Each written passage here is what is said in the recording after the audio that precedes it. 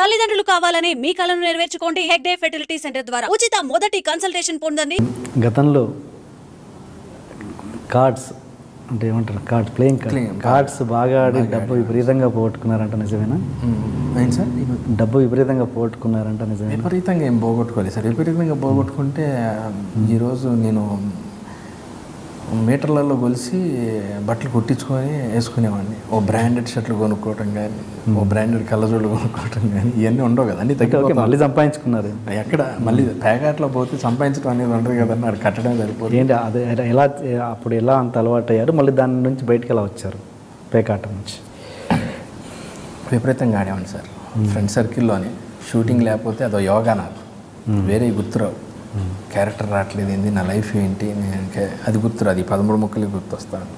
శ్రీనివాసరెడ్డి కింద పడ్డామంటే మన డబ్బులు పోతాయి అనుకుంటారు కన్ఫర్మ్గా. ఓకే, అంత బాగా నేను బాగా ఆడతాను సార్, గర్వంగా చెప్పుకోగలుగుతాను. మంచిగా ఎంత బాగా యాక్ట్ చేస్తాను అంతగా బాగా పేకాట ఆడేవాడిని నేను. డబ్బులు తక్కువే పోగొట్టుకున్నాను, మరీ ఎక్కువ పోగొట్టుకోలేదు. ఓవరాల్గా నేను ఎప్పుడు లెక్క వేయలేదు అసలు, ఎంత వచ్చింది ఎంత పోయింది అనేది లెక్క వేయలేదు. గ్యారంటీగా ఫైనల్ డేకి వచ్చేసరికి ప్యాకెట్లో లాస్ ఉంటుంది అనేది గ్రహించి, దాని తర్వాత కొంచెం మనం ఎదుగుతున్న కొద్దీ చుట్టుపక్కల పరిచయాలు కానీ, ఇప్పుడు మీరు నేను సరదాగా అందరం కార్డ్స్ ఆడుతున్నాం, నా ఫ్రెండ్ ఒక అతను వస్తాడు, మీ ఫ్రెండ్ ఒక అతను వస్తాడు, అతను వెళ్ళి రేపు ఇంకో టేబుల్లో ఆడేటప్పుడు చెప్తాడు, నేను శ్రీనివాసరెడ్డి నేను ప్యాక్ ఆడే అనగానే మన మీద స్క్రీన్ మీద కనపడగానే భలే యాక్ట్ చేస్తాడు, కుర్రోడు ప్యాక్ కూడా భలే ఆడుతాడు, మొక్కాయ కొట్టడం అంతా ఉంటుంది. దీని కాన్సన్ట్రేషన్ పోతుంది.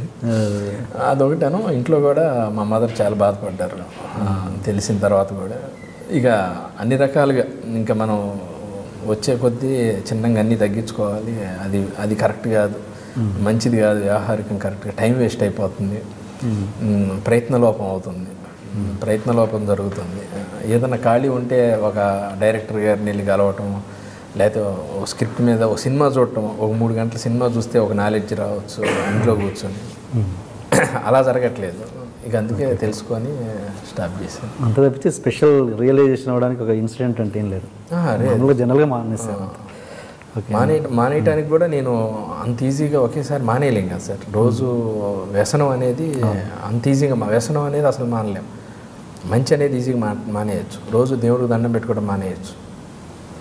2 రోజులకు ఒకసారి స్నానం చేయొచ్చు. రోజు స్నానం చేసేది మానేయచ్చు. రోజు నేను చేయను స్నానం, 2 రోజులకు ఒకసారి చేస్తాను. ఇలాంటి ఈజీ. వ్యసనాన్ని మార్చలేము. దాని నుంచి బయటికి రావడం కోసం ఆన్లైన్ 2 రోజులు అట్లా ఇంట్లో కూర్చొని ఆన్లైన్ ఆడి, దాని తర్వాత దాని నుంచి అకౌంట్ డియాక్టివేట్ చేసి అలా నా అంతటి నేను సెల్ఫ్ మోటివేషన్తో మానేశాను. నేను నాకున్న చుట్టుపక్కల ఉన్న పరిచయాల వల్ల కూడా తెలుసుకున్నాను నేను కొంచెం అవన్నీ కరెక్ట్ కాదు. అలా ఆన్లైన్లో ఆడే వాళ్ళకి, రెగ్యులర్గా ఆడే వాళ్ళకి మీ అనుభవం ప్రకారం మీరు ఇచ్చే మెసేజ్ ఏంటి? మనం నాతో రమ్మి ఆడండి, డబ్బులు గెలవండి, నా ఫోటో వేస్తే అదంతా ఉత్తిదే బాబు పొరపాటు నేను చెప్పొచ్చు. కానీ మనం మెసేజ్లో ఇచ్చే స్థాయి కాకపోయినా కానీ ఎవరన్నా ఒక పెద్దవాళ్ళకి మనం చెప్పలేము. వాళ్ళకి అన్నీ తెలుసు ఉంటాయి, పెద్దవాళ్ళు అన్నీ తెలుసు. వాళ్ళకి తెలిసే కొంత జాగ్రత్తగా ఆడతారు, కొంత టైంపాస్గా ఆడతారు సార్. ఆన్లైన్ రమ్మి ఎవరైనా సరే పెద్దవాళ్ళు రిటైర్డ్ పీపుల్ ఉన్నారనుకోండి, ఓకే రూపాయి, పైసాను, 2 పైసలు అన్నీ అవైలబుల్ ఉంటాయి అక్కడ. అన్ని సదుపాయాలు గల వాళ్ళ దగ్గర వెళ్ళిన వాళ్ళందరికీ. అలా వాళ్ళు టైంపాస్ కోసం ఆడుకునే వాళ్ళు ఉంటారు కొందరు ముగ్గురు. యూత్ మెయిన్ ఒక బాధ్యత గల ఒక మిడిల్ ఏజ్ కానీ వచ్చే యూత్ కానీ పొరపాటుని కూడా అట్ట వెళ్ళొద్దు. వెళ్తే కూరుకొని పోతాం.